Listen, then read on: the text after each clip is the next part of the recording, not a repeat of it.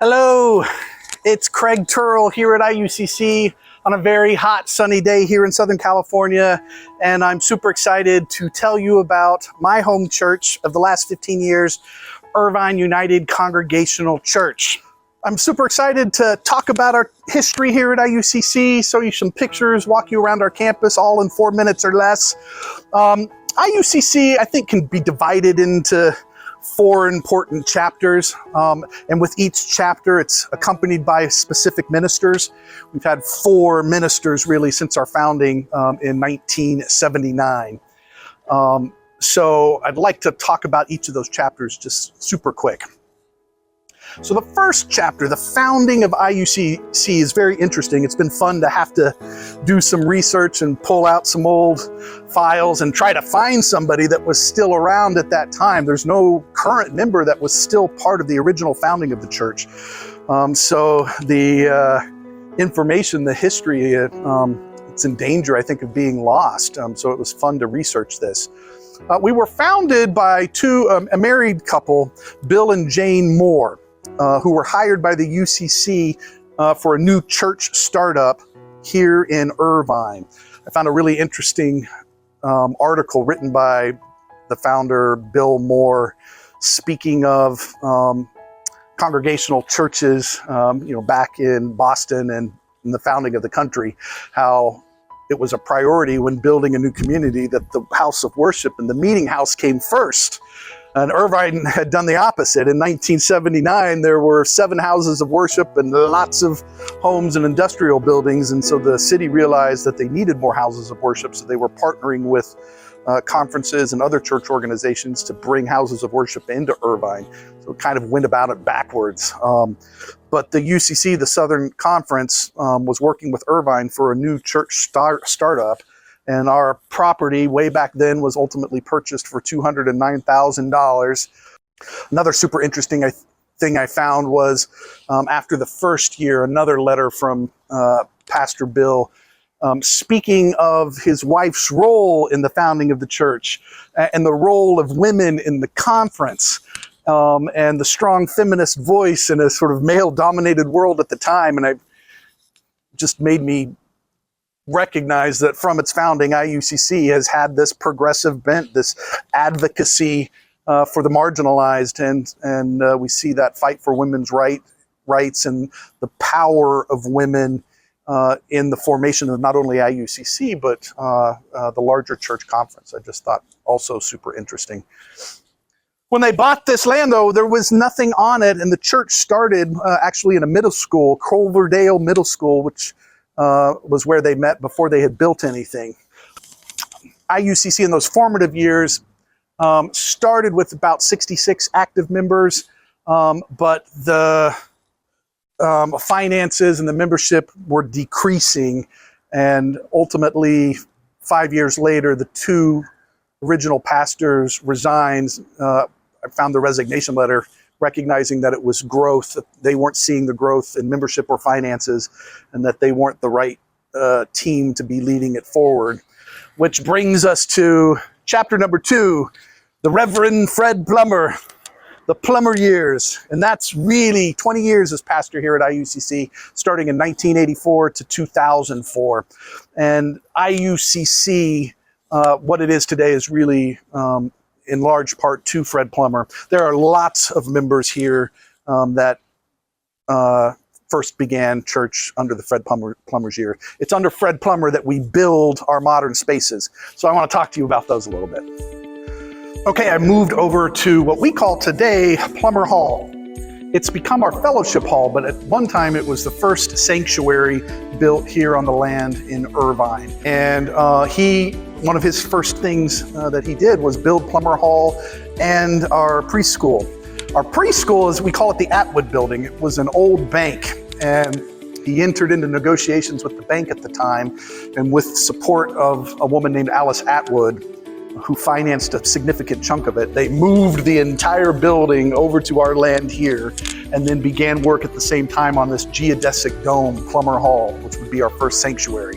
It was completed in 1986. So now we had a campus on the land that we had purchased.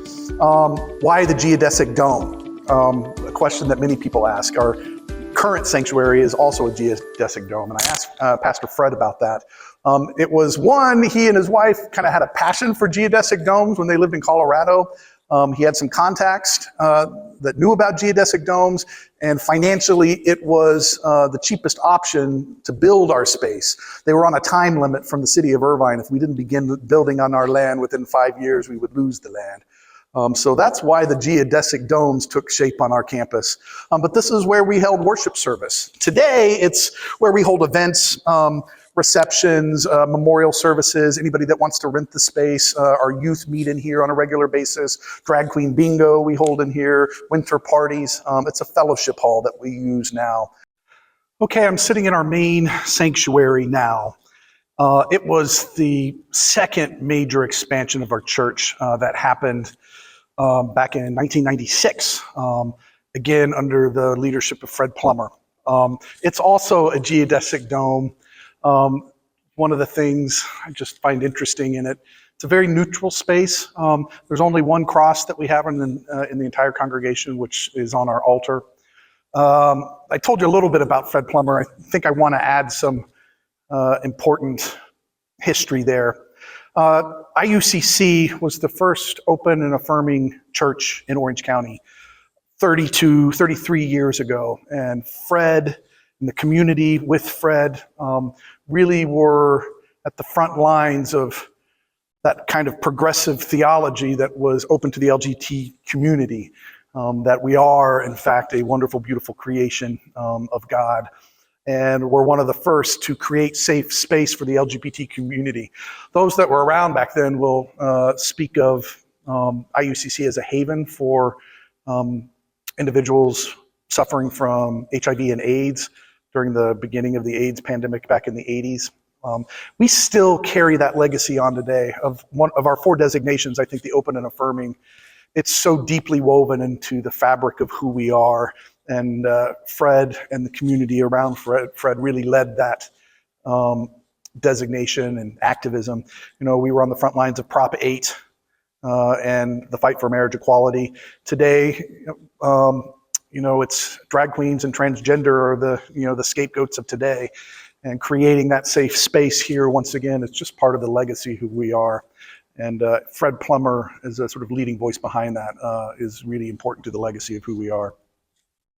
After 20 years of service, Fred Plummer retired. We had an interim pastor, Steve Swope, and then called our 3rd full-time pastor, the Reverend Dr. Paul Tellstrom. And I came under Paul 15 years ago, and Paul was the kindest, gentlest, most powerful preacher that I've known. He came out of a theater background like myself, and so his sermons always had an intellectual bite to them, but yet some wonderful theatricality as well. Under Paul, the church expanded once again. We added the new building back in 2018, and we added office space, we added meeting rooms, and that together now constitutes the entirety of IUCC. After 10 years, Paul retired, and then we called our current senior pastor, the Reverend Dr. Sarah Halverson Cano, and it's the delight of my life to be able to work alongside her every single day. She brings this really strong, passionate activism, whether it's for LGBTQ rights, women's rights, the plight of the undocumented. Sarah, you'll see on the picket lines first and foremost anywhere. Back in COVID, was leading the charge for vaccination. She came I was on her hiring committee, interestingly, and we were halfway through the process in 2020 when the pandemic hit. And what a time to come on to a church right in the middle of a pandemic, but it's worked out wonderfully. There's so much to say and so little time to say it. IUCC really is defined by its heart and soul, by its designations. We are open and affirming, as I've said, for 33 years. We are a creation, justice, green faith community, committed to the environment, committed to the ethical responsibilities as human beings for the care of our planet. We're a just peace congregation, and we are a global missions congregation. And that translates into all sorts of active ministries here at the church. whether it's our advocates or peace and justice, mission trips to Guatemala, outreach to Afghan refugees is something that we do. It's really our designations that help us guide us in terms of our mission. We're structured, I think, like a traditional UCC with a moderator, administration board, ministries board, and then all sorts of committees from fund development, Stephen Ministry. We are a Stephen Ministry 2 congregation, active youth program here. But in terms of structure, our senior pastor, admin board, moderator, and ministry board work collectively with elected members of the congregation in terms of the management and governance of the community. I guess last thing I would say is, IUCC has been such an important part of my life for over 15 years. I knew immediately from the first time I came to service that this was my home. It was my home because we sang a hymn about molecules and atoms and scientific thought. It was an open, affirming congregation, and as a gay man out of the Catholic tradition, I felt welcomed exactly as I am. And that particular Sunday I attended was Communion Sunday, where it's an open table for anybody, regardless of where you may be on your faith background.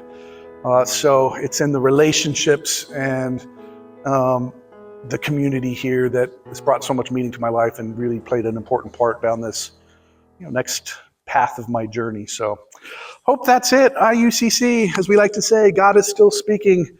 Micah 6:8, walk humbly with God and doing justice and mercy.